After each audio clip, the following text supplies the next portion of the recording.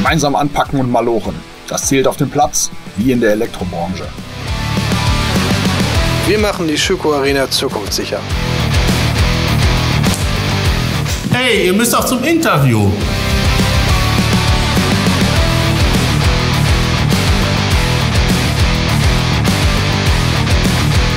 Ja, und im Rahmen der Technologiepartnerschaft werden wir das automatisieren und vernetzen und somit können wir es energieeffizient betreiben. Und vergiss mir gleich den Teutoburger Wald nicht. Den modernisieren wir gleich mit.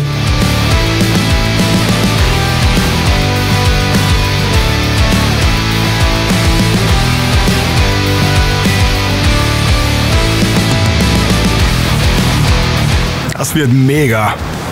Ja.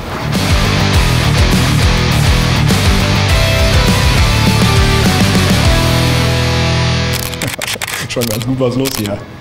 Und das Licht geht auch schon. Können wir schön hell machen, dunkel machen, hell machen und auch dunkel.